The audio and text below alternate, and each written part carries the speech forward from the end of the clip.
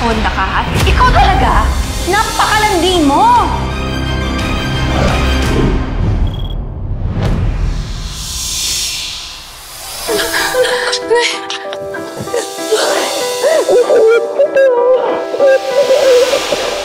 Nay, paano niyo naman nakilala sila Sir Danny? Anak, meron ako'y pagtatapat sa'yo. Pero huwag ka mapipigla, ha? Si Mr. Paul Smith, siya ang tatay mo. Give me a hug.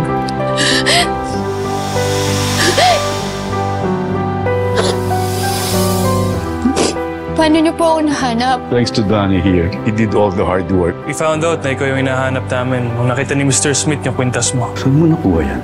Bigay po sa akin to ng nanay ko. So, Bianca is your biological daughter. She is my granddaughter. Opo, sir. Don't call me sir anymore. Call me dad or tata if you want. Tay, mapabawi ko pa po ba yung anak ko? No. Not yet, Carla. You need to prepare and be ready sa malaking laban. Sisiguraduhin ko na pagbabayaran nila ang pag-aapi nila sa akin. Babawiin ko yung anak ko. Isipin mo si Gabriela to. Jab, jab, and straight.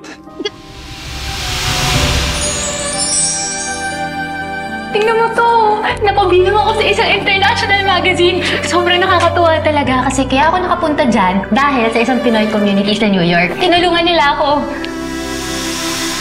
Danny Magazine. Wow, congrats. In fairness! Ang gwapo talaga nitong si Danny. Mayos mayos. Kasi nga sabi ko sa'yo, mas bata sa'yo yan. Mahiya ka naman! May sinasabi ka ba? Ako? Wala ako sinasabi. Ma'am, Finish your food. Sir, may dumating po kayong imbitasyon. Opening ng Carla's Restaurant. It's a VIP invitation. I wonder kung sino yung owner. Ma'am, ito po menu. Yaya Carla! Yan ka. Alam ba ng owner ng restaurant na nag-employ sila ng isang ahas? Miss Gabriela, I own this restaurant. Sorry, I'm late.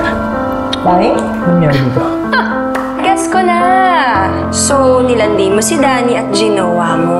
Hindi mo kilala si Carla. Hindi hamak naman mas mabuting tao at mas magaling sa'yo si Carla. I am your future boss. So you better watch your mouth. Umanda kayo, Edgar at Gabriela.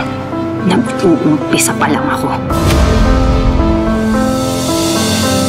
Ladies and gentlemen, would like to meet Carla Garcia Smith, my one and only daughter, and the rightful heiress of the Smith Corporation.